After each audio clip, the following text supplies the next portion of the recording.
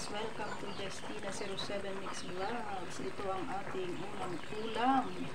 Handa sa pananghaluan guys. Ayan, kumukulo na siya ang ating ginataang alimasag. Ayan na ang usukan yung ating camera kaya lumalabo. Ayan, ginataang alimasag guys na may kalabasa. Ayan, ang aking prosesong ginawa dito ay sangkutsa ko muna ng bahagya yung alimasag sa bintak ng baboy guys. Paano niluto, paano ginawa. Ayan, syempre nilagay ko sa kawali ang bintak ng baboy, nilagyan ng kaunting tubig, inilagay ang alimasag, nilagyan ng asin at kaunting ajinomoto at pampalasa at niluto ng bahagya. At pagkatapos ay ayan na siya, pinutol ko kasi dalawang matalaki at matatabang mga kasagyan, bali tatlo yan guys, bali tatlong peraso. Pero ayan, hinati-hati ko na sila guys. Ayan, kumukulo-kulo na, purong gata lang yung ginamit natin. Syempre nilagyan ko ng kaunting suka guys, kaunting suka at isang buong katamtamang kalabasa yung ating inilagay. Ayan ayan kulong-kulo na siya. Napakataba nung ating alimasag guys, meron siyang aligi. Alam nyo ga yung aligi, yung taba ng kasag, piga or piga ang tawag din sa amin.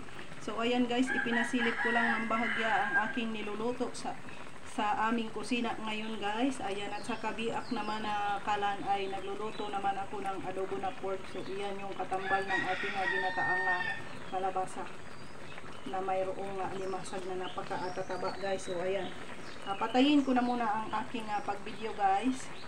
Ayan, so ayan, pinasilip ko lang ng bahagya at kauntian. So ayan, na-share ko din naman sa inyo kung paano ko ginawa. So ayan yung aking mga proseso sa pagluluto guys. Ay iniyayaw-yaw ko na lang sa inyo kay nahirapan man ang inyong lingkod mag-video-video ba, kay baka yung ating cellphone habang nagbi-video-video tayo ay tumilapon or mapasama sa ating pagluluto. Kaya ganyan lang akong mag-video ngayon guys, no? Ganyan lang, kay mahina na ang ating panghawak ng kamay sa ating pagbibideo. So hope na meron na naman kayong nakuha panibagong tips sa akin sa pagluluto sa inyong mga sariling mga kusina. Ayan, kakaibang tips naman ang inyong matututunan sa akin. Kaya yung mga tips na hindi ko kinuha kay Google guys, kay sariling diskarte man yan ang inyong lingkod guys. So ayan, to all my dear subscribers, viewers, silent viewers, sharers, and likers, thank you so much. At syempre kung bago ka pa lamang sa aking channel, huwag mong kalimutang mag-subscribe and please click the bell button, select all para lagi kang updated sa mga susunod ko pang simpleng lutong bahay guys at iba pang mga video vlogs. Thank you for watching and God bless you all guys. Bye bye for now. Thank you for watching. I love you all guys.